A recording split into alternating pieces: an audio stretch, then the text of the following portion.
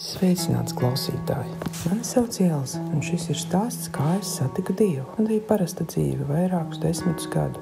Laba izglītība, atbilstošs darbs, ģimene, bērni, māja, pierīga automašīna, ceļojumi. Kaut jaunībā biju uzdevusi jautājumus par dzīves jēgu, līdz Dieva meklēšanai nenonācu. Bērni un mācību gada ritms veda uz priekšu. Ja gadījās kāda problēma, to risināja ar tuvinieku, draugu palīdzību vai veselības apdrošināšanas polisi. Un tad mūsu ģimenē ienāca slimība, ko daudz arī mūsdienās nereti neuzvar. Vairāku mēnešu laikā, ko virsgulēja slimnīcā, es uzzināju, cik daudz patiesībā mūsu draugi ir ticīgi un lūdzu par mums. Tomēr brīnums nenotika. Kādā rītā ārsti pateica, ka tā visdrīzāk būs vīra beidzamā dzīves diena. Un tad mamma, kas jau kādu laiku bija sākusi iet uz ģertrūdi, ieteica uzaicināt mācītāju Rinaldu. Es biju gatava izmēģināt visu, kas varbūt var palīdzēt. Mācītājs atnāca, aizlūdza, runājām kaut ko, bet tad es paliku divatā.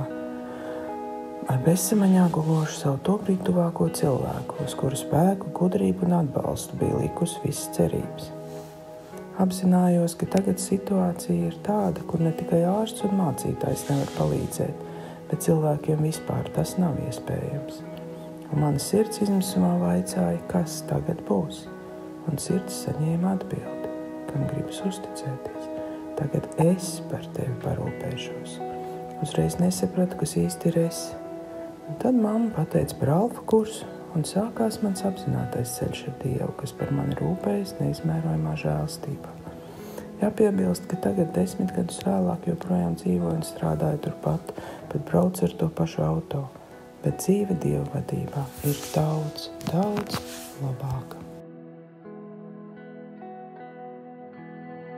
Mīļais debesu Tēti, Jēzu, Svētais Gars, paldies, ka varu zināt un paļauties, ka Tu par mani parūpējies un parūpēsies. Paldies, ka savā nespēkā uzticot savu dzīvi Tev, Kristu, Tu dāvā neizmērojumu spēku, kas ir daudz lielāks, kā varētu iedomāties. Mīļais Jēzu, es lūdzu, nāc un savā mīlestībā samīļo mani un ikvienu, kas uz Tevi sauc un pēc Tevis ilgojas. Ļauj atvērt sirdi Tavai mīlestībai un piedzīvot Tavu glābjošo žēlastību. Jēzus vārdā, āmen.